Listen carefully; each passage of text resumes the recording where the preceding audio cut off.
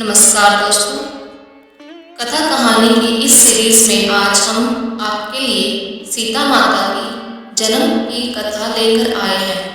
दोस्तों, बहुत समय पहले की बात है। एक बार मिथिला में भयंकर अकाल पड़ा।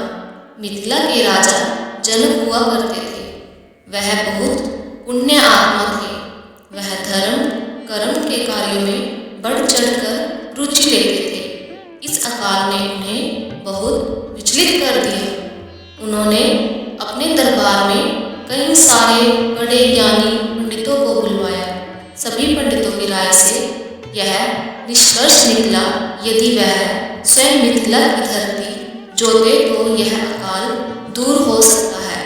अपनी प्रजा के लिए वह स्वयं हल उठाकर चल पड़े। वह दिन था वैशाख माह की शुक्ल पक्ष की नवमी। जहाँ उन्होंने हल चलाया वह स्थान वर्तमान में बिहार के सीतामढ़ी को बताया जाता है। अब राजा जनक हल जोतने लगे। चलाते चलाते एक जगह आकर उनके हल की नोक अटक गई।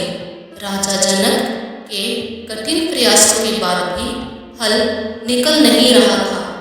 राजा जनक ने अपने सैनिकों को आदेश दिया, आसपास की जमीन की खुदाई करके देखा जाए कि हल की नोक कहाँ पर अटकी है। सैनिकों ने खुदाई शुरू कर दी। खोदते खोदते सैनिकों ने देखा वहाँ पर एक बड़ा सा सुंदर कलश था। उस कलश को जब बाहर निकाला गया तो देखा उस कलश में एक नवजात कन्या है।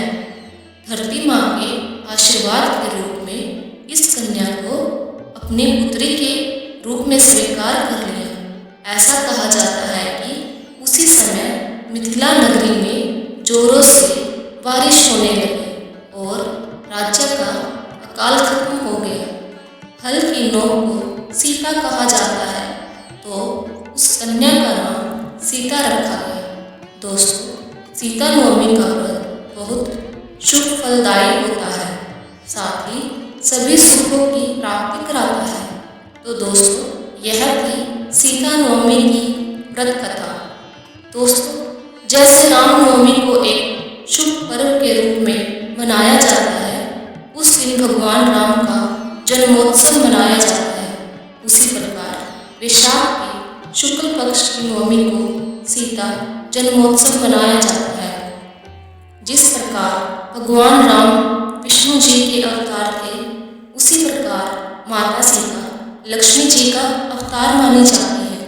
जो व्यक्ति सीता नवमी का व्रत करते हैं उन पर माता लक्ष्मी और भगवान श्री हरि विष्णु की विशेष कृपा होती है।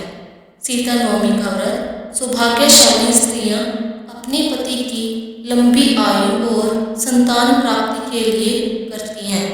इस व्रत को करने से 16 महादानों का फल और समस्त तीर्थों के दर्शन के बराबर फल प्राप्त होता है। सीता माता राजा जनक की पुत्री थी, इसीलिए उन्हें जानकी भी कहा जाता है और इस दिन को जानकी नवमी के नाम से भी जाना जाता है। तो दोस्तों, आपको यह कहानी कैसी लगी मुझे कमेंट बॉक्स में ज़रूर बताएं और जय सीता माँ लिखिए कमेंट बॉक्स में। ऐसी और भी कहानी सुनने के लिए आप मेरे चैनल को लाइक, शेयर और सब्सक्राइब करना ना भूलें। धन्यवाद।